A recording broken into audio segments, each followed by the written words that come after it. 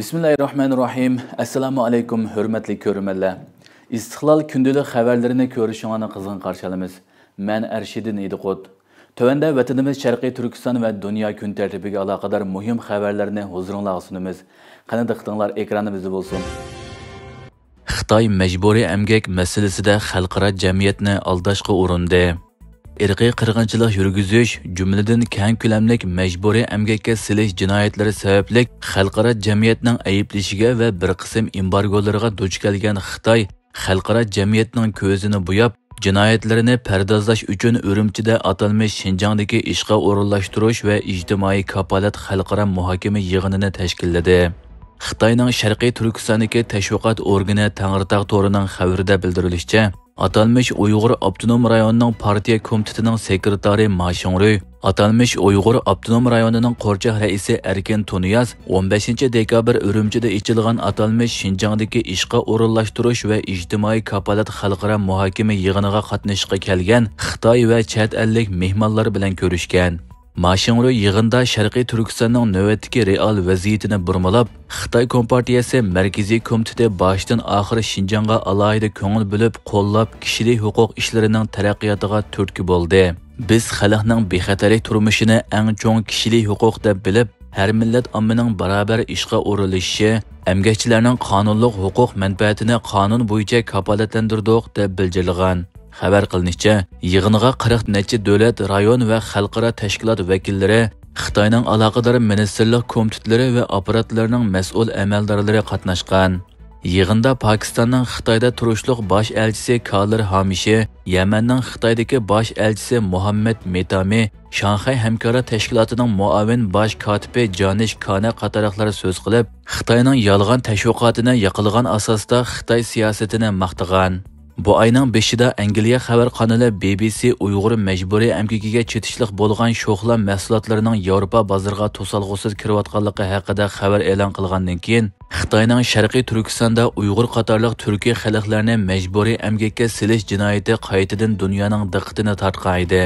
Bu qitim Urumchida ichilgan yig'in dal mushundoq bir vaziyatda ichilgan. Xitoy yaqinqi yillar mobaynida Sharqiy Turkiston xalqiga yurgizayotgan irqiy qirg'inchilik jinoyatini xalqaro jamiyatdan yushirish uchun g'oyat zo'r xarajat ajratib, turli yolg'on tashviqotlarni kuchaytmoqda. Xitoyga yaqin davlat va organ xodimlarini planli holda Sharqiy Turkistonni ziyorat qildirib, ularning vasitasi bilan irqiy qirg'inchilik, majburiy emgakka silish jinoyatlarini inkor qilishga urinmoqda. Halbuki Xitoyning Sharqiy Turkistondagi sistemalik irqiy qirg'inchilik jinoyati izchil davomlashayotgan bo'lib, diniy bostirish, jazo lageriga keng ko'lamli qamash, majburiy emgakka silish, surgun qilish, tug'ut cheklash, o'smirlarni oilasidan ayirib majburiy assimilyatsiya qilish, dehqonlarning terilg'u yerlarini o'tkazib berishga majburlash qatorliq sonsizlagan vahshiyona jinoyatlarni izchil ijro qilib kelmoqda.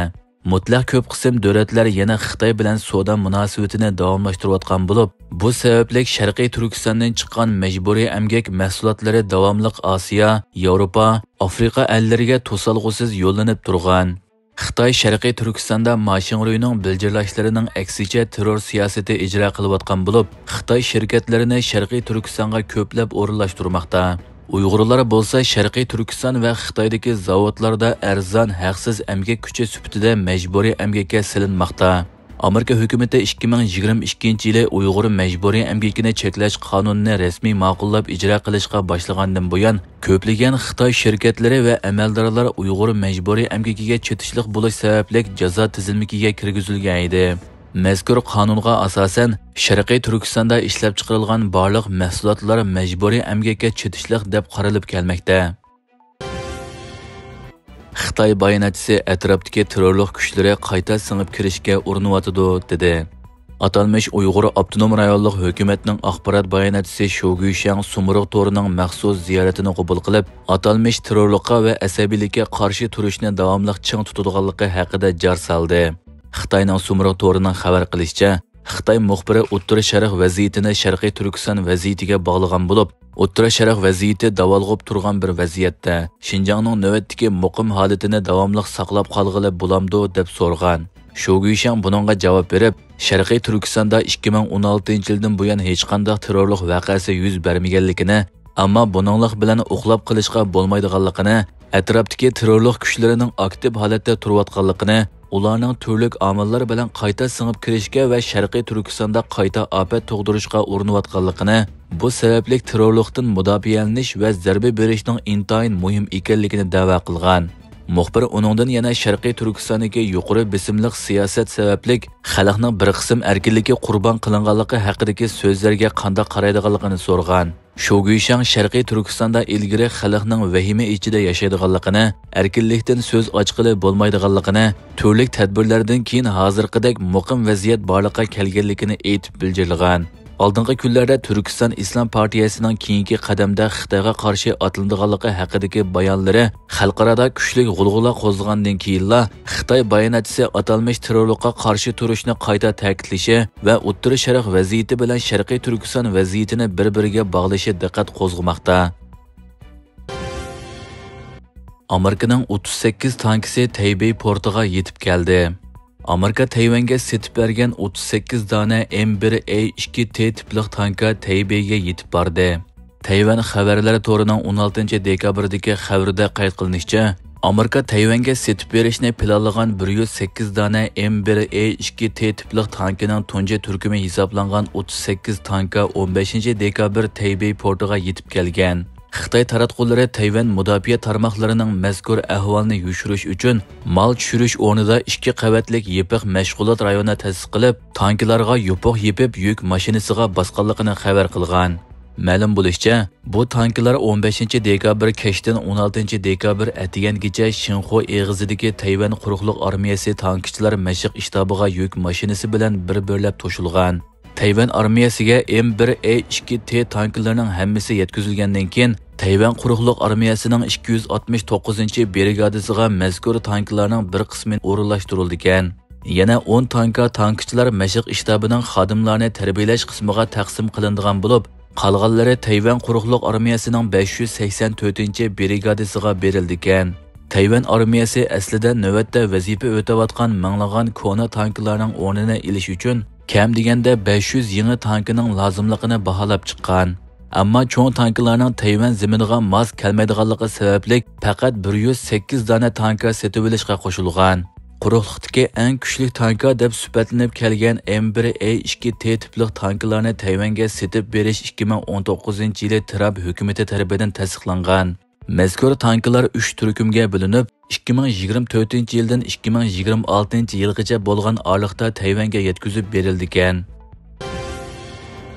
Filippin Kengash palatasi Yaponiya bilan bo'lgan o'zaro ijozat kelishimini tasdiqladi. Filippin yaqindan beri Xitoyga qarshi Yaponiya bilan bo'lgan hamkorlikni kuchaytirgan bo'lib, bu qitim Filippin Kengash palatasi ikki davlat qismlarining harbiy ijozat kelishimini tasdiqlagan.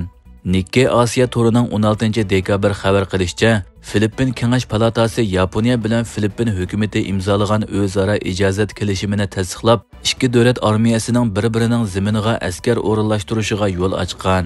Bu kelishim Yaponiyaning Osiyoda imzolagan tunji kelishimi bo'lib, Manila bilan Tokio o'rtasidagi harbiy hamkorlikni kuchaytirdi ekan. Bu kelishim yana Xitoyning bu rayondagi zo'migaylik harakatlari paydo qilgan andishiga qarshi yo'lga qo'yilgan tadbir ekan. Xabar qilinishicha, yig'inga qatnashgan barliq Kengash palata a'zolari bu kelishimni birdek qo'llab ovoz bergan. Gerçi bu kelishimni 7-oyda ikki davlatning davlat mudofaa va tashqi ishlar ministrlari imzolagan bo'lsa-mu, ammo rasmiy ijro qilish uchun parlamentning tasdiqidan o'tishi kerak ekan. Shunga bu kelishim hozirgacha parlamentning tasdiqini saqlagan. Mazkur kelishim mashq va ofatga taqobil turish uchun harbiy qismning o'zaro ziyorat qilishiga va qurol-yarog'larni to'sish sistemasiga qulaylik yaratadigan bo'lib, har ikki davlat va ularning ittifoqdoshi Amerika Xitoyning Janubiy dengizdagi zamin da'vosi va bu sababli kelib chiqqan Sharqiy dengizdagi jiddiychilikdan ehtiyot qiladi ekan. Yaponiya hozirga qadar Avstraliya va Angliya bilan mushuningga o'xshash kelishimlarni imzolagan bo'lib, navbatda Fransiya bilan bu masala haqida suhbatlashmoqda ekan. Hürmetli görürmenler, bugünkü xabarimiz muşu yerde ayarlaştı. Körgünallarga rahmet. Erteki programda görüşkice aman bolgaysizlar. Allah'a emanet.